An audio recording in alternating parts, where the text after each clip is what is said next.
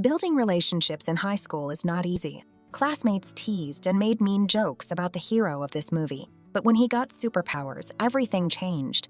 The guy became self-confident. He had fun with beauties and inspired fear in others. One action could change the fate of any man.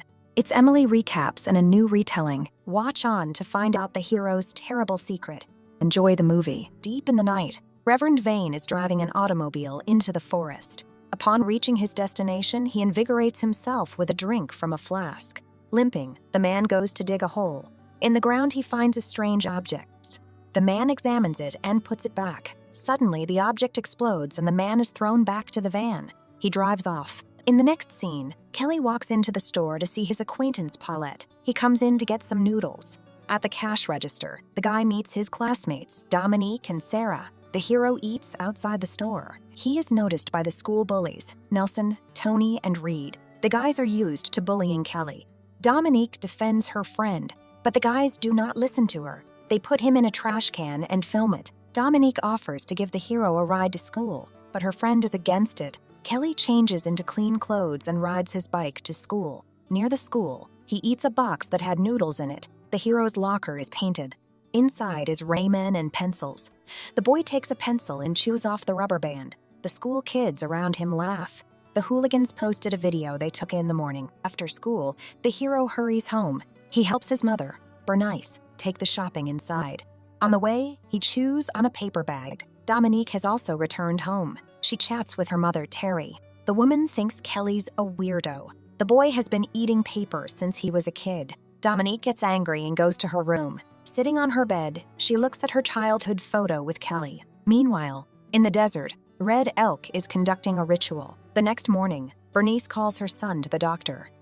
The boy is not feeling well after all the food he ate the day before. She was expecting her son to outgrow the pickisism.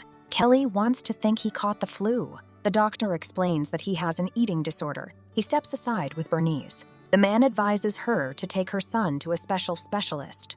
The doctor asks Bernice out, but she closes the door behind him. Renpai Fluger tells the townspeople about his powers. The man offers to try his powers in action. He heals Mina's leg.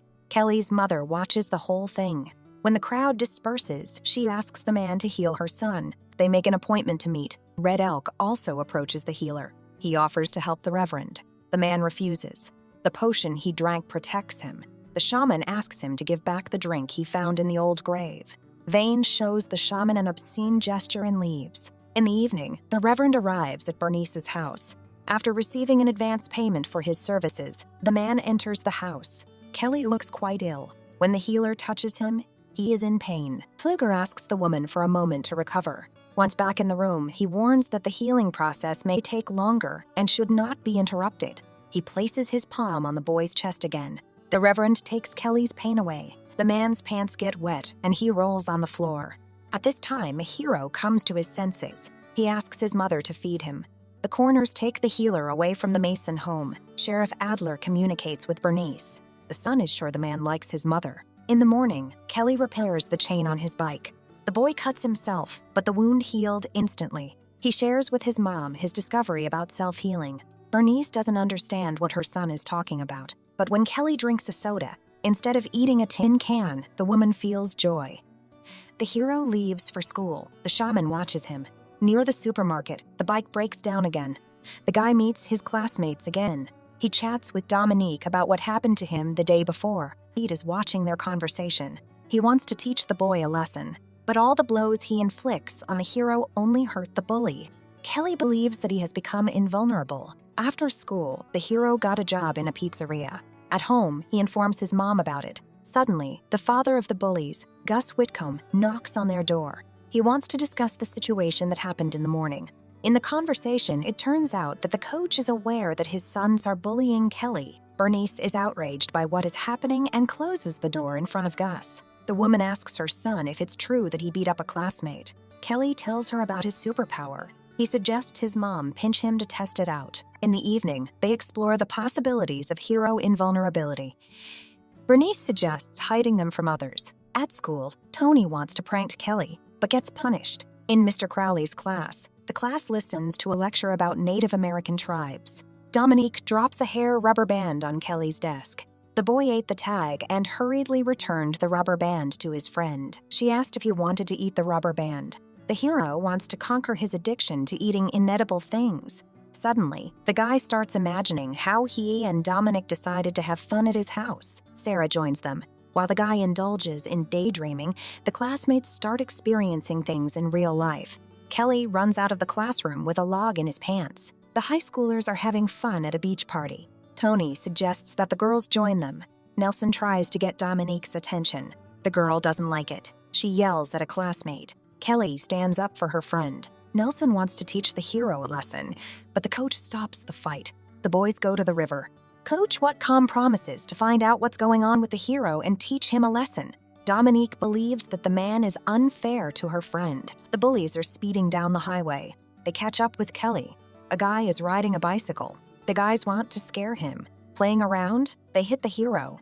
All the consequences of the accident is experienced by Brad. Seeing a friend, the guys run out of the car. They wanted to call for help, but they see Kelly getting out from under the wheels. Terrified, they flee the scene. The hero changes his clothes. He sees his wounds healing. Sarah and Dominic arrive at the scene of the accident. The girls recognize a classmate's car and stop at the curb.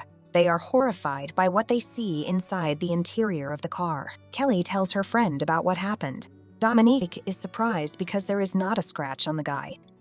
The police, ambulance, coach, and boys and Bernice arrive at the scene of the accident. The sheriff asks that the hero not go anywhere. Kelly and Dominic are sitting in the car. The boy tells his mom about what happened. Dominic promises to keep his friend's secret. Adler interrogates the boys about the accident. The bullies decide to blame Kelly for what happened to their friend. They reported that the guy drove in the middle of the road on purpose. Kelly settled on the theory that he was thrown into the bushes during the accident. Red Elk came to visit Preacher Vane's grave. At school, the boys are discussing what happened to them. Kelly treated Dominic to some rice bread with peanut butter. The girl thinks they taste like styrofoam. Nelson thought of a way to get back at the hero. Dominique hints to her friend that she wants to go on a date with him. Kelly invites her to a movie on Friday. At the end of the day, the hero cleans the pizza oven. A coworker comes in to take over for him. Kelly handed the guy a stick, but it turned out to be really hot. Near the garbage cans, Red Moose was waiting for the hero. The man questioned him about the accident and told him that the guy had become the new Weather Vane. Kelly replied that the healer cured him and died. At home, the hero learned that his mom wasn't feeling well. He took the car to go to the pharmacy to get medicine. The hooligans were lurking in the bushes. They were waiting for Bernice to leave the house so they could get revenge on Kelly. The boys moved the Masons' trailer off the pier. The gas pipe in the house was damaged. The bullies drove away. Bernice couldn't get out of the house. There was an explosion in the trailer. Kelly came back from the drugstore. He saw that his house was on fire. Guy carried his mother's body out of the building. The woman could not be saved. In the next scene, Kelly is lying in the hospital. The doctor is looking at his test results. The guy was not injured by the fire. Sheriff Adler asks the doctor to keep the kid another night. He leaves the kid's belongings by the bed. At the hospital, the sheriff is stopped by Red Moose. The man tells Adler about Kelly drinking the potion. The sheriff asks the shaman not to bother the guy with stories of their ancestors. As time passes, Bernice's funeral takes place. Kelly puts flowers for his mother and leaves. He goes to the grave of Reverend Weatherman. Dominique follows her friend. She wants to support the hero. The girl kisses Kelly. The guy ate a dry leaf from the Reverend's grave. He threw up on the ground. A bush bloomed on the grave. Sarah saw what was happening to Kelly. The sheriff tries to support the hero. He takes the guy to the temporary housing. On the way, the man asks the hero about their trailer because it was dislodged from its supports. As the bullies ride in the car, they discuss what happened that was their fault. Reed disagrees with the way his friends acted. The boys catch up to the sheriff's car. They start taunting Kelly.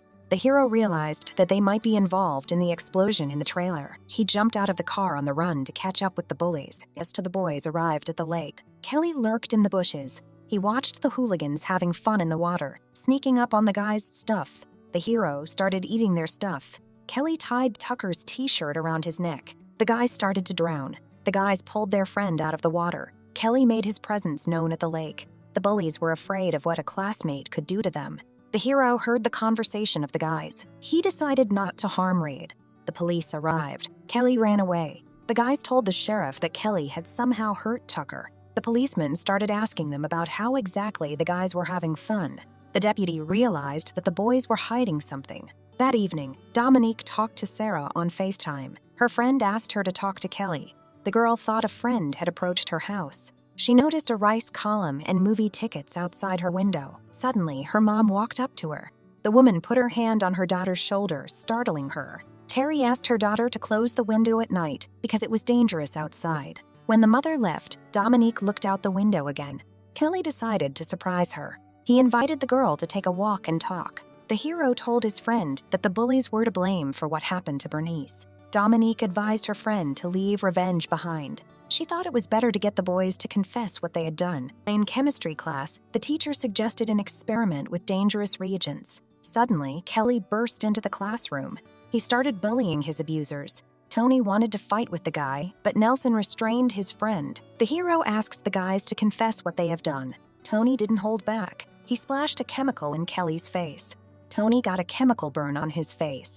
Sarah wanted to avenge her boyfriend and punched the hero in the groin, but she felt the pain herself. The sheriff walked into the classroom. Kelly ran away. Sarah arrived at Nelson's house in the evening. She told the boy about what she saw at the funeral. The boys had gone to Vane's grave to pick a plant that had made Kelly sick. Nelson put the plant in the bathroom at his house. In the evening, Coach Whitcomb told his sons to get ready for the match. The next day, Red Moose and the sheriff supervised a backhoe that was removing vegetation on Flieger's grave. Afterward, Adler came to the field to see Gus. He felt the coach should cancel practice. The sheriff left for the parking lot. In the coach's car, he found a target and a rock. Kelly snuck over to Whitcomb's car. He wanted to take something from Nelson's bag to get revenge. Adler went back to the field to talk to the boys about the find. The hero found a drill in the coach's car. The sheriff realized the Whitcombs were hiding something. Kelly walked onto the field. He chewed on Nelson's sock and wanted to put on a show. Reed said he had nothing to do with what happened in the trailer and ran off. His brother grabbed the canister used to put out the fire. Hero started drilling his knee. Nelson experienced pain instead of Kelly. Hero wanted his enemies to confess to the crime. Adler reminded the guy that he wasn't like those bullies. The sheriff guessed that the guys were involved in the fire at Kelly's house. Also, Adler said he knew about Pfluger giving the guy the power. Kelly listened intently to the man. All the while he had a drill spinning in his knee. At the noise, Dominique came running in. The girl was running in the stadium. She asked her friend to stop. The coach attacked the hero, but he was thrown back on the grass. Nelson sprayed the contents of the canister on Kelly. He and Sarah placed the leaf juice inside, which harmed the hero. Dominique ran up to a friend who was feeling sick. Coach grabbed a gun from the sheriff. Kelly confessed to the man that it was his sons who set the trailer with Bernice on fire. The man fired and hurt himself and Nelson. Dominique was disappointed in what her friend had become. Adler offered to help the boy. On a full moon, the sheriff and Red Elk performed a ritual. Dominique sat next to her friend. The cops arrived at the cemetery. They saw the ritual. The hero began to shake. Red Moose decided to take the cider for himself. The policeman shot at the guy and fell. The bullet grazed Dominique. The boys fell into the pit at Vane. Kelly pulled out the man's heart and ate it. By doing so, he got rid of the power. The shaman and the sheriff didn't realize what had happened to the force. The coroners were taking the bodies to the morgue. Suddenly, Dominique came to her senses. It was a film called The Unhealer from 2020. Rate this movie in the comments. What would you do in the guy's shoes if you had the power? See you in the next retellings.